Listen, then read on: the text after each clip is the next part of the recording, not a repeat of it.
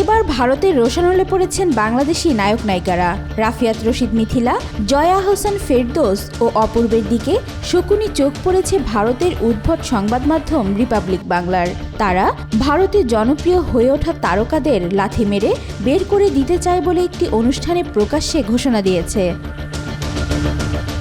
শেখ হাসিনা পালিয়ে যাওয়ার পর থেকে নতুন করে টানাপোড়েন শুরু হয়েছে ঢাকা দিল্লি সম্পর্কের মধ্যে।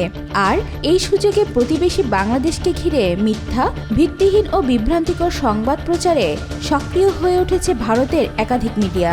তার মধ্যে সবচেয়ে বেশি আলোচনায় উঠে এসেছে কলকাতা ভিত্তিক টিভি চ্যানেল রিপাবলিক বাংলা। সাম্প্রতিক একটি অনুষ্ঠানে এই চ্যানেলের উপস্থাপিকা সরাসরি বাংলাদেশের জনপ্রিয় কয়েকজন অভিনেতা ও অভিনেত্রীর বিরুদ্ধে কটূক্তি করেন। শেখ হাসিনার ভারতে পালিয়ে যাওয়ার খবরকে কেন্দ্র করে তারা অভিযোগ করেন এই তারকারা নাকি পাকিস্তানের পক্ষে অবস্থান নিচ্ছে এবং ভারতের বিপক্ষে কোনো কথার প্রতিবাদ করছেন না। সবচেয়ে বেশি সমালোচিত হয়েছেন জাতীয় পুরস্কারপ্রাপ্ত অভিনেত্রী জয়া হোসেন। উপস্থাপিকার ভাষায়, জয়া হোসেন ভারতীয় চলচ্চিত্রে একের পর এক কাজ করে খ্যাতি ও সম্মান অর্জন করেছেন, অথচ বাংলাদেশের জনগণের ভারত বিরোধী মনোভাব এবং পাকিস্তান প্রীতির বিষয়ে তিনি কোনো প্রতিবাদ জানাননি। এছাড়া সমালোচনার তীরে বিদ্ধ হয়েছেন সৃজিত মুখার্জির স্ত্রী ও বাংলাদেশি অভিনেত্রী রাফিয়াত রশিদ মিথিলা। অভিযোগ, প্রায় ভারতীয় নাগরিক হয়েও তিনি ভারতের পক্ষে কোনো বক্তব্য রাখেননি।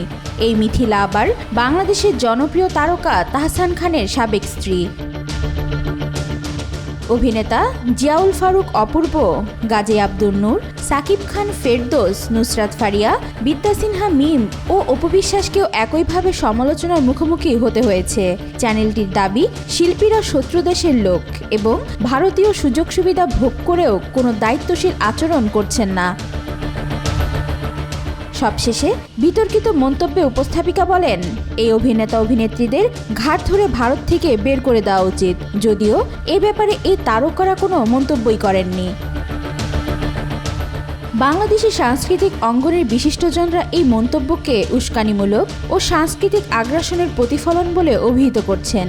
এই নিয়ে দুই দেশের সাংস্কৃতিক মহলে উত্তেজনা সৃষ্টি হয়েছে। ওয়াহিদা পারভিন ইশিতা, আজকাল।